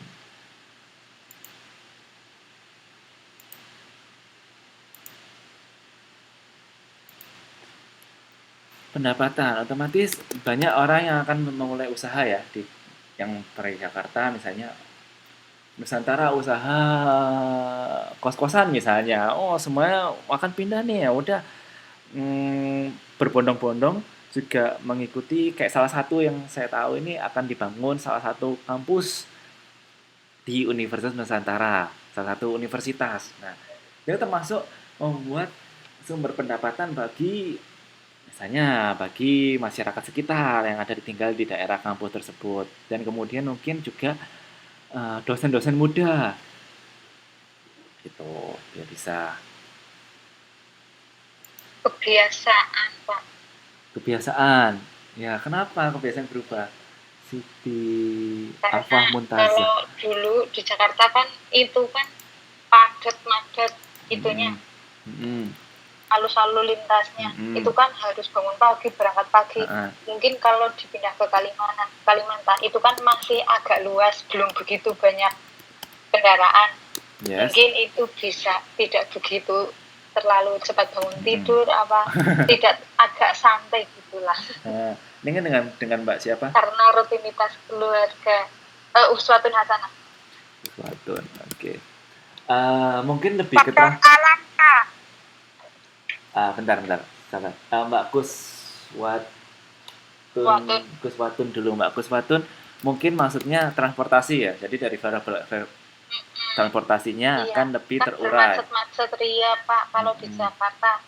Yes, betul. Jadi dari variabel transportasinya akan berubah. Misalnya dulu misalnya bis Transjakarta itu selalu macet, sekarang juga akan terurai. Mungkin juga ada kaitannya dengan BBM. Misalnya BBM dulu dialokasikan Jakarta berapa ton liter BBM, sekarang mungkin bisa diurai ke tempat lain. Ya, betul. Kemudian yang lain lewat mikrofon. Faktor alam, Pak. Faktor alam. Siapa kan di energi Triwahyuningsi. Kalau di Jakarta itu kan sering banjir itu kan kalau musim hujan. Pindahkan ke sana itu biar satu ya biar nggak banjir lagi gitu kan Ah. daftarannya lebih tinggi gitu. Gitu. Sedangkan di Jakarta itu kan pembuangan sampah itu secara sembarangan, apalagi padat banyak itu penduduk yang sembarang membuang sampah hingga kumuh atau pokoknya ya menyebabkan banjir lah kalau pas musim hujan tiba gitu kan. Kalau sekarang yang nanti dipindahkan ini kan datarannya letaknya lebih tinggi, lebih strategis. Jadi itu pun bisa mempengaruhi dan satu diletakkan di Nusantara Kalimantan itu di tengah-tengahnya bisa menghubungkan antara Irian atau Papua. Jadi biar terciptanya keadilan sosial gitu, biar perekonomian sesama provinsi gitu biar saling bersaing gitu Pak. Ya, lebih benar. Mudah gitu.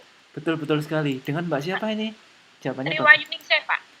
Iya, karena kemarin dulu saya pernah mendengar wawancara dari Pak Jokowi bahwa kenapa sih alasannya dipindah di Kalimantan? Ya, karena memang Kalimantan itu tengah-tengah, jadi tidak terlalu. Iya Kak. Alhamdulillah kalau gitu Pak. Dan terima kasih jawaban saya seperti itu Pak. Ya, makasih Mbak Tri. Iya Pak. Iya. Jadi memang Kalimantan ini tengah-tengah, jadi nggak terlalu timur atau tidak terlalu barat, jadi di tengah-tengah. Jadi mungkin ongkos transportasi naik pesawat bagi yang Papua menuju Kalimantan lebih murah daripada ke Jawa, mungkin. Ya. Berikutnya, ada lagi yang mau jawab? Izin menjawab Pak. Boleh, dengan siapa? Saya Eka Praptini. Mbak Eka Praptini. Praptini, betul. Oke, Mbak Eka Praptini. Iya. Kalau menurut saya yang berubah tentunya pertumbuhan pembangunan prasarana dan prasarana serta ekonominya. Kalau ibu kota negara berpindah, otomatis pendapatan dari daerah tersebut juga ikut naik sesuai UMR negara.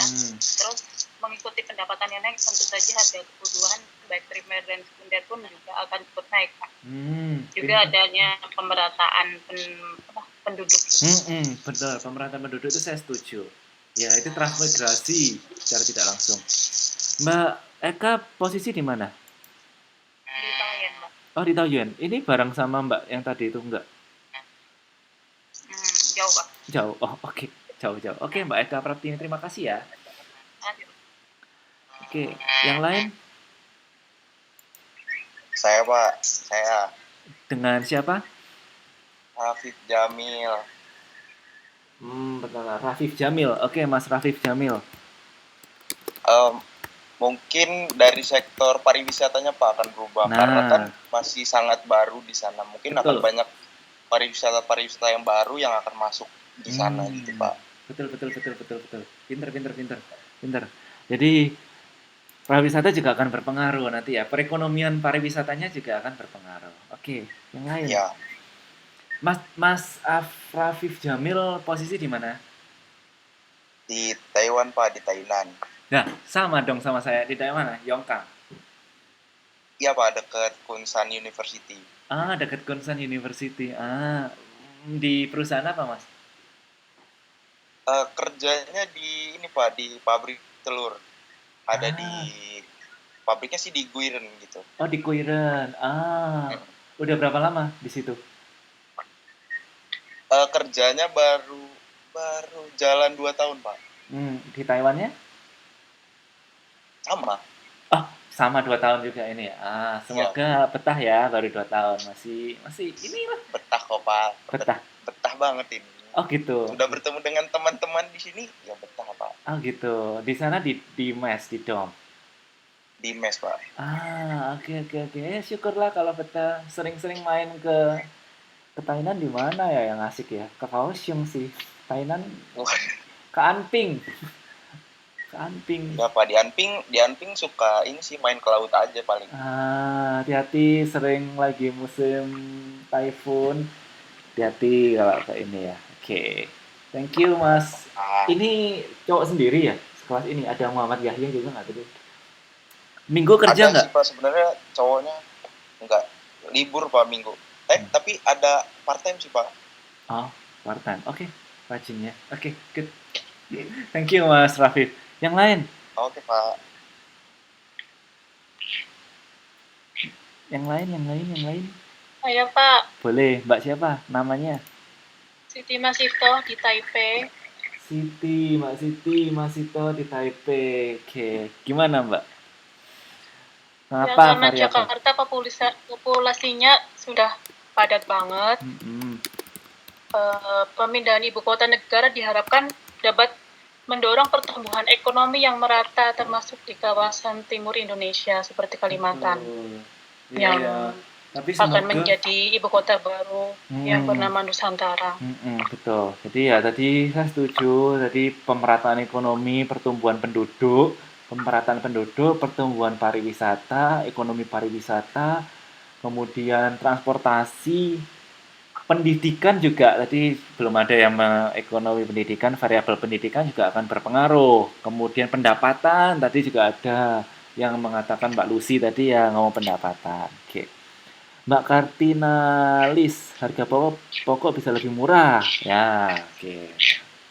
Ya, ini ya daya beli masyarakat.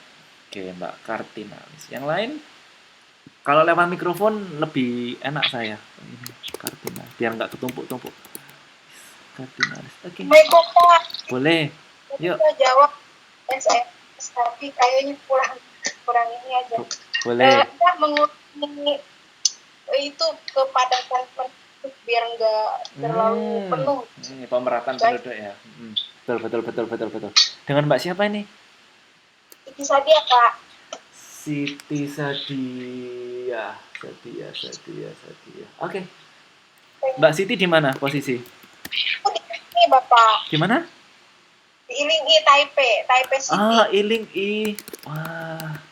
Sering dong. Iling-inya enak dalam, dong. Ya, ke dalamnya di apartemen elitnya. Hah? Di gang-gang. Oh. Ya. Kirain di ininya di Taipei, Iling-i-nya. Udah berapa lama di Mbak Siti di Taiwan? Udah mau 11 tahun, Bapak. Oh my God, 11 tahun. Kerasan ya? Ya, paling tua ini di Ute, Bapak. Kelahiran tahun berapa? 82. Berapa? 82, Bapak. Oh my God, senior saya berarti. Tahun 2. Sama kayak, ya, oke. Kakak saya, oke. Ya nggak apa-apa. Ini apa namanya, semangat belajar, bagus Mbak Siti Sadia. Thank you Mbak Siti Sadia. Oke, semangat terus ya belajarnya. Oke. Insyaallah, makasih. Terima kasih.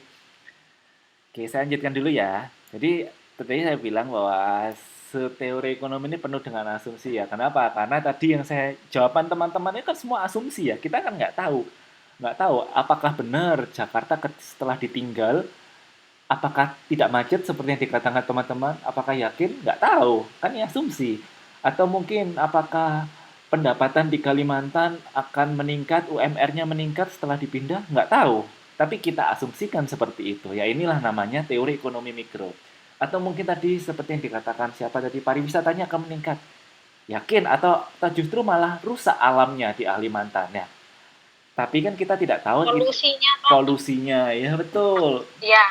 Kita nggak tahu polusi. Ya, kami yakin ketika Jakarta nanti pindah ke Nusantara polusinya akan berkurang. Ya kita nggak tahu. Yakin Pak.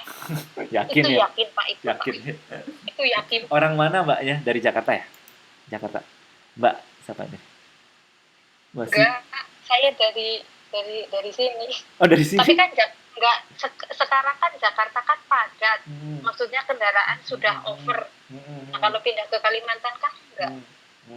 Ya mungkin ya, semoga sih. Karena ya, kan ya kita nggak tahu ya. Sekali lagi kita mengasumsikan yang kita bicarakan tadi mengasumsikan. Oke, Mbak Siti Sadia curhat. Ya apa Mbak Siti dia paling senior di sini. Oke. Lanjut, jadi itu ya intinya teori ekonomi itu penuh dengan asumsi. Yang teman-teman katakan tadi adalah asumsi sebenarnya, tapi nggak apa-apa. Inilah cara kerja dari teori ekonomi mikro. Nah, berikutnya ada juga teori asumsi khusus, yaitu asumsi yang banyak dipakai oleh ekonomi mikro, tetapi tidak selalu dipakai oleh teori ekonomi lainnya. Nah, contoh dari asumsi khusus ini adalah asumsi equilibrium parsial, yaitu mengasumsikan tidak adanya hubungan timbal balik antara perbuatan ekonomi yang dilakukan oleh pelaku ekonomi dengan perekonomian di mana pelaku ekonomi itu berada. Misalnya, sebagai akibat berubahnya cita rasa, para konsumen tiba-tiba mengurangi pengeluaran konsumsinya. Jadi ini contohnya ya. Saya ulangi, asumsi equilibrium parsial mengasumsikan tidak adanya hubungan timbal balik antara perbuatan ekonomi yang dilakukan oleh pelaku ekonomi dengan perekonomian di mana ekonomi tersebut berada. Contohnya, ekonomi parsial ini adalah contohnya ketika misalnya suatu daerah ini menerapkan motor listrik atau kendaraan listrik. Ya, harapannya adalah dengan seperti ini mengurangi beban polusi, mengurangi beban bahan bakar minyak. Tetapi sayangnya misalnya di daerah tersebut manusianya belum terbiasa menggunakan kendaraan listrik, otomatis perubahan itu tidak sepenuhnya berhasil dilakukan. Nah, jadi hanya sebagian saja berhasil. Nah, contohnya kalau di buku modul ini ya perubahan cita rasa. Kemudian para konsumen tiba-tiba mengurangi pengeluaran konsumsinya. Atau misalnya kebijakan apa ya contohnya ya? Contohnya tadi itu misalnya pemerintah menerapkan kebijakan menggunakan motor listrik seperti itu, tetapi orang tidak berminat dengan motor listrik, jatuhnya malah tidak ada yang mau membeli motor listrik seperti itu. Jadi intinya adalah program yang diberikan oleh suatu pemerintah atau ekonom itu tidak sepenuhnya dapat dilaksanakan. Itulah yang disebut dengan teori ekonomi mikro dengan asumsi equilibrium parsial.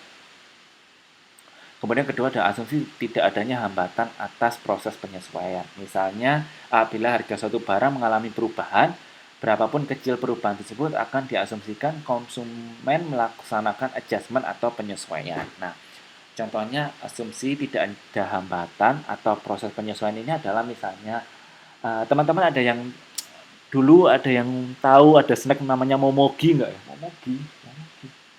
Atau jadi ada snack itu Momogi dulu tuh kayak awal-awal di launching produknya itu sekitar 6-7 cm gitu. Sekarang tinggal menyusut jadi 4 cm atau 3 cm gitu. Ada yang tahu nggak? Tahu, Pak.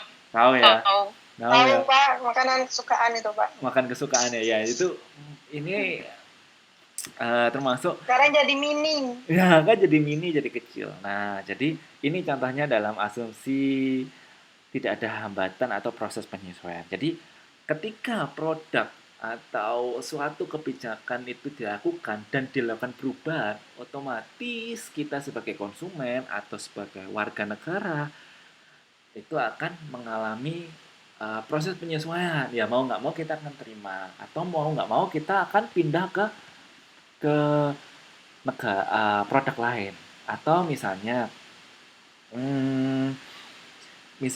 perekonomian sebuah negara, suatu daerah misalnya, ketika UMR daerah Jakarta itu atau Karawang atau Cikarang itu lebih tinggi, misalnya UMR-nya sekitar 4 juta, 3 juta, dibanding dengan daerah misalnya Brebes atau Tegal atau Pekalongan yang UMR-nya lebih rendah. Otomatis teman-teman sebagai pencari kerja akan pindah ke kota yang UMR-nya semakin tinggi supaya kita mendapatkan upah lebih tinggi dan kita bisa kirim uang ke keluarga di rumah, di kampung atau di tempat kita.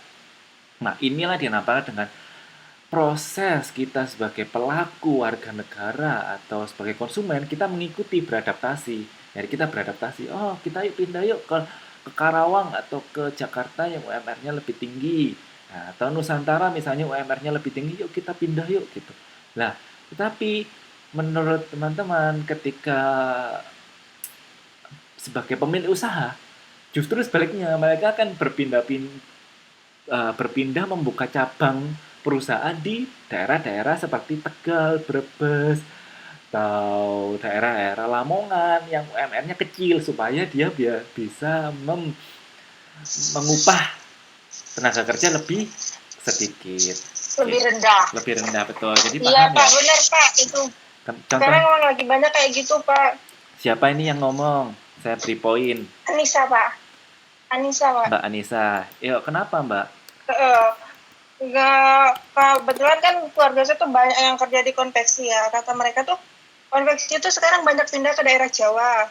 Karena di Jakarta itu apa ya, pengusaha konveksi itu nggak kuat untuk membayar itu karyawan karena UMR-nya sudah terlalu tinggi, kata mereka begitu. Kan, benar kan? Jadi mereka memindahkan usahanya ke daerah Jawa yang UMR-nya lebih rendah. Oke, betul. Jadi gitu ya, memang dari prinsip ekonomi ini tahu ya akhirnya kita kenapa harus seperti itu ya, karena asumsi dari teori ekonomi itu. Mbak Anissa posisi di mana? Saya di Taipei, Pak. Terus di Indonesianya asalnya di mana? Asalnya saya dari Lampung. Lampung. Kemudian di Taipei berapa lama? Saya udah tanya belum? Hampir 4 tahun. Masih baru. Mau berkarir di sini? Belum ada pandangan, Pak. Masih menikmati aja alurnya. Menikmati ya. Tapi so far kerasan ya, betah ya? Ya, dibetah-betahin. Ya udah setahun masih oke. Butuh ya. Iya bener. Ingat kita butuh uang.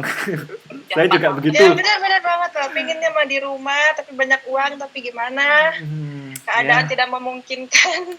Ini yang harus ada yang dikorbankan. Hai, itu nah, betul. Itu Pak, betul. Benar. Itu pilihan dan harus memilih. Ya. Curhat kita ya. Mau banyak uang tapi curhat kita harus terpisah dari keluarga. Betul. Gak apa-apa, kita sesi curhat gak apa-apa kok. Gak apa-apa. Jadi memang hidup itu betul pilihan bahwa kadang kita jauh, tapi kita mungkin bisa mengirim uang, atau mungkin kita juga bisa dekat, tetapi kita juga ya dengan uang yang ya seadanya ya pilihan lah ya. Pilihan, setuju saya. Ya pilihan saya juga. Saya juga di Taiwan pun juga. Kenapa? Tinggal kita yang menjalinnya mau bagaimana. Betul. Jadi kayak Mbak Anissa itu nanti ya masih 4 tahun ya diambil lihat keadaan. Kadang-kadang itu nggak kerasa tiba-tiba udah 6 tahun, udah 7 tahun di sini. Apalagi kalau udah dapat orang sini, makin nggak mau pulang. Nggak Pak, insya Allah masih setia Pak. Alhamdulillah. Yuk. Kalau aku tetap pulang. Tetap pulang. Ya. Tetap pulang. Nggak apa-apa, memang ya segimana lebih enak negara sendiri. Iya, itu. Iya. Ya. Sejauh-jauh elang terbang dia akan kembali ke kota kelahiran. Waduh, dalam. Cuman kadang-kadang itu berpikir bahwa saya misalnya pulang ke Indonesia juga kerjanya mungkin juga nggak bisa di kota saya lahir. Jadi sama aja. Ketika mungkin saya pulang ke Indo, mungkin saya juga kerjanya di Jakarta. Yang tidak bisa pulang setahun atau mungkin setiap bulan pulang ya belum tentu. Ya udah sekalian aja. Tapi di Jakarta itu lagi susah loh Pak. Iya di Indonesia sama lah kondisinya. Iya, saudara saya aja pada pulang kampung yang di Jakarta Pak, nggak ada kerjaan katanya konveksinya pada tutup. Oh gitu, iya.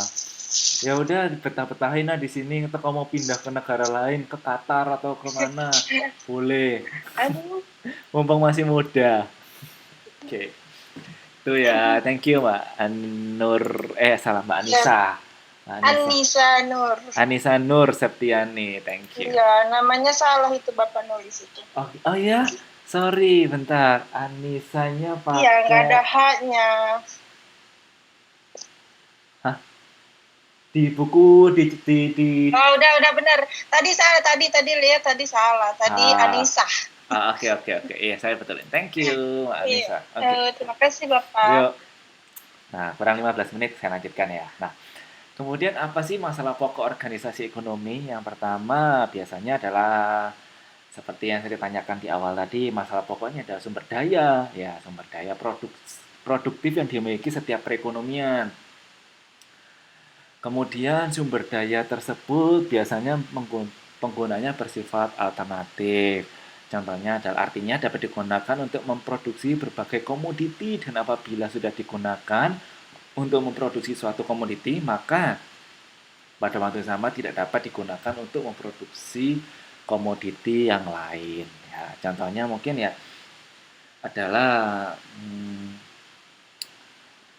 produk-produk yang sekali pakai ya.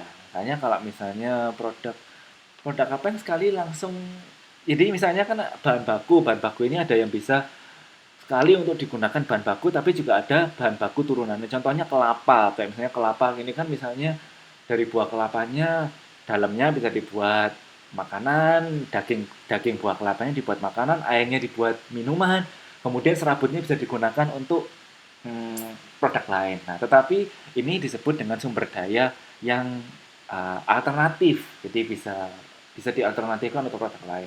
Tapi ada juga produk yang kali pakai ya udah langsung habis, misalnya mungkin ya batu bara gitu, batu bara mungkin ya udah digunakan untuk briket kayak gitu. Nah, nggak bisa kan batu bara diminum gitu kan, nggak bisa. Jadi itu termasuk sumber daya yang yang produktif, jadi langka dan terbatas jumlahnya. Nah ini ya, contohnya tadi ya batu bara atau produk alam, emas gitu, ya udah langsung habis karena langka. Tetapi ada juga yang alternatif, contohnya juga bisa diperbarui. Contohnya ya tadi mungkin dari tanaman, yang biasanya kayak produk-produk tanaman itu bisa dijadikan sumber daya alam yang alternatif. Oke. Nah, tadi ini contohnya, tolong berikan contohnya. Jadi sumber daya itu bersifat alternatif, artinya sudah dapat digunakan untuk memproduksi berbagai komoditi. Dan apabila sudah digunakan untuk memproduksi suatu komoditi, maka pada waktu lain tidak dapat digunakan untuk memproduksi komoditi lainnya. Nah, contohnya apa kira-kira? Contohnya apa sih? Tanah, Pak. Tanah. Yes, Mbak siapa nih? Lucy ya? Iya. Nah, saya hafal suaranya sekarang. Oke. Mbak Lucy. Betul. Yang lain? Tenaga kerja. Tenaga kerja. Tenaga kerja itu ya masa alternatif karena nggak langka ya. Jadi kalau langka ya kayak tenaga kerja. Betul. Yang lain? Modal. Modal ya bisa sumber daya ini ya uang ya. Uang ya. Oke. Tuh, pinter. Yang lain? Oke. Biar berpikir ya. Sih. Asumsi metode penyelesaian masalah ekonomi. Nah, kita di ekonomi ini kita melakukan banyak asumsi ya. Salah satunya adalah kita mengasumsikan permasalahan dan mengasumsikan juga solusinya.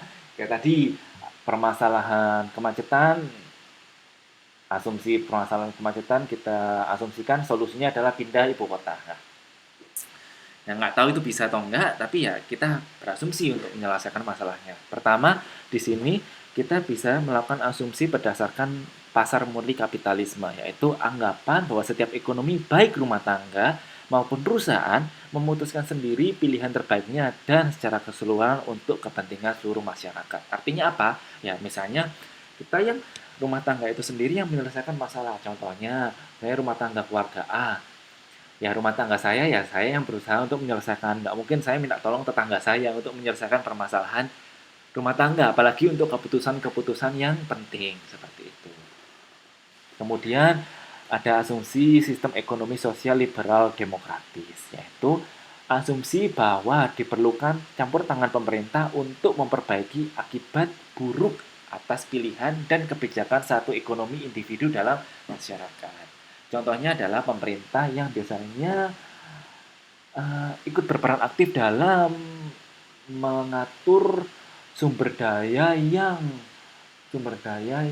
menyangkut hajat hidup orang banyak. Contohnya adalah listrik, contohnya adalah campur tangan harga minimum minyak BBM. Nah, itu kan pemerintah turut ambil bagian dalam mengatur, tujuannya karena hal ini menyangkut hajat hidup orang banyak.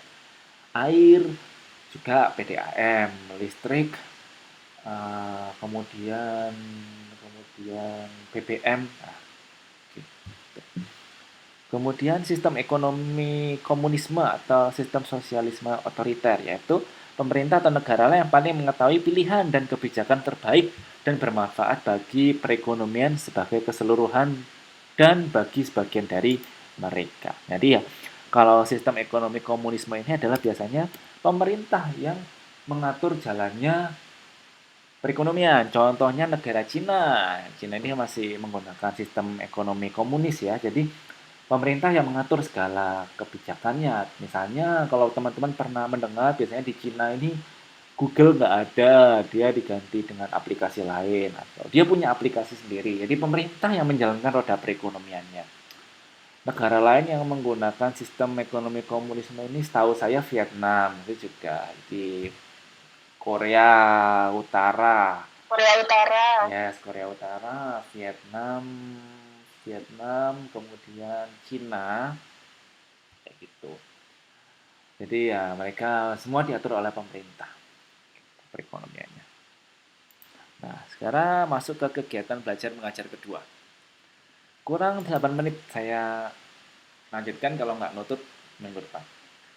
Jadi aktivitas ekonomi. Jadi ilmu ekonomi ini mempelajari hubungan antara keinginan manusia dan sumber daya. Betul. Jadi bagaimana sih kita ini mengelola sumber daya supaya keinginan kita terpenuhi atau kepuasan kita tercapai. Nah, jumlah atau barang jasa yang dapat dihasilkan dengan menggunakan sejumlah sumber daya tergantung dari cara yang dipergunakan dalam produksi. Misalnya, seorang petani yang hanya mempergunakan cangkul untuk mengerjakan sawahnya tentu akan mendapatkan hasil kerja per satuan waktu lebih kecil daripada mempergunakan bajak yang ditarik dengan traktor.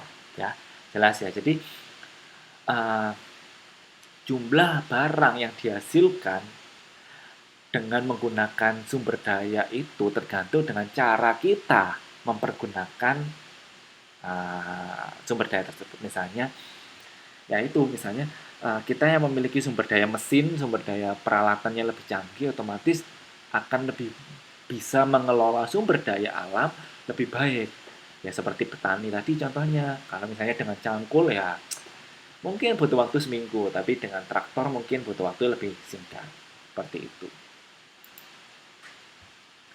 Ya, kemudian kita belajar mengenai pelaku-pelaku aktivitas ekonomi. Siapa aja sih yang melakukan aktivitas ekonomi? Nah, contohnya tadi yang saya sebutkan rumah tangga. Kita di rumah tangga kecil, suami, istri, bapak, ibu, anak, semuanya tanpa kita sadari kita melakukan aktivitas ekonomi, yaitu memanfaatkan sumber daya yang ada, uang, makanan, itu supaya kita tetap hidup.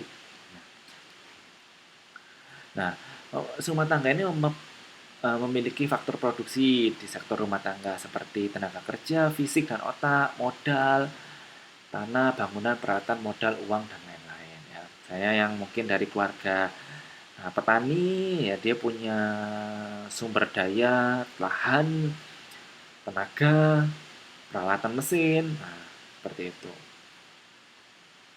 Kemudian pelaku yang berikutnya adalah perusahaan, jelas ya. Jadi organisasi atau perusahaan ini juga melakukan aktivitas ekonomi. Kemudian juga pemerintah. Pemerintah ini juga tentu saja membantu melaksanakan perekonomian negara. Ada lembaga atau menteri atau tim khusus yang ditugasi mengatur perekonomian dari sebuah negara. Siapa sih menteri ekonomi yang sekarang? Kalian tahu nggak siapa menteri perekonomian sekarang? Kabinet yang sekarang?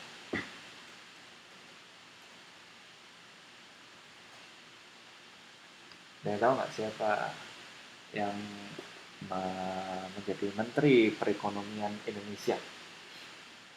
Di sekarang ini yang di kabinet terakhir ini ada namanya Bapak Airlangga Hartarto sebagai koordinator menteri untuk ekonomi Indonesia, ya. Seperti itu. Jadi ada tim khusus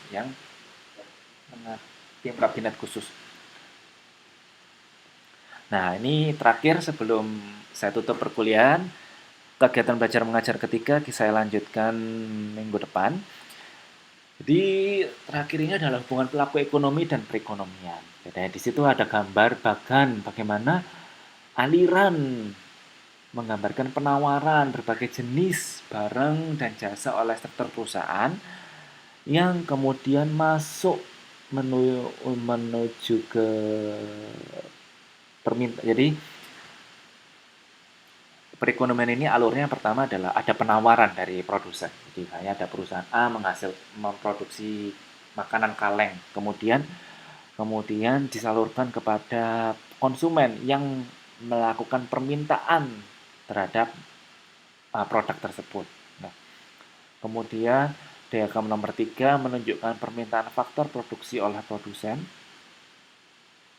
Kemudian nomor 4 ya, menunjukkan penawaran faktor produksi oleh rumah tangga.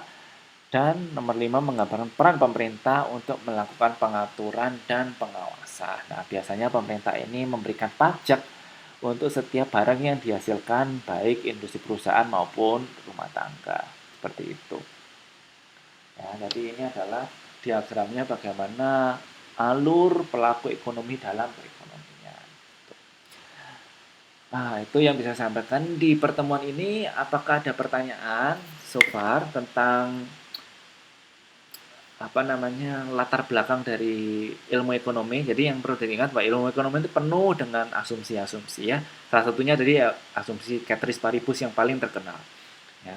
Bahkan untuk mengatasi permasalahan kita juga menggunakan asumsi dalam ilmu ekonomi. Teman-teman di sini sudah punya nomor WhatsApp-nya Mbak Lucy kan ya? Mbak Lucy sudah punya kan? Nanti minta tolong bikinkan grup. Kayaknya udah ada grupnya. Oke, terima kasih Mbak Lucy. Nanti Mbak Lucy, saya minta tolong di absen ya. Nanti saya berikan, setelah ini saya kirimkan daftar absennya. Oke? Oke, Pak. Thank you ya. Terima kasih. Sama-sama. Ya, ada lagi pertanyaan sebelum saya tutup perkuliahannya? Nggak ada, Pak. Nggak ada. Jangan lupa tugasnya, diskusinya dicicil pelan-pelan supaya nggak numpuk di akhir. Bagi yang kelompok 1, tadi yang presentasi di pertemuan 3 juga mulai dicicil. Nanti Mbak Erni Rohimi sama Ari Fitriastuti masuk ke kelompok 1 ya. Kalau yang tidak berpartisipasi bisa nggak apa-apa, nggak tulis namanya. Kemudian setiap anggota nanti itu tugas 3 tolong upload di layar setiap individu. Kalau yang nggak kerja ya jangan dikasih PPT ya. Oke. Sampai sini ada yang ditanyakan? Kalau tidak ada, saya tutup ya. Saya tutup perkuliahan hari ini. Terima kasih atas kedatangannya. Sampai jumpa minggu depan. Kemudian tetap semangat untuk jam kedua dan ketiga. Oke? Oke. Oke, bye-bye. Thank you ya. Bye-bye. Baik, Pak. Makasih. Terima kasih. Makasih. Baik, Pak. Terima kasih. Makasih.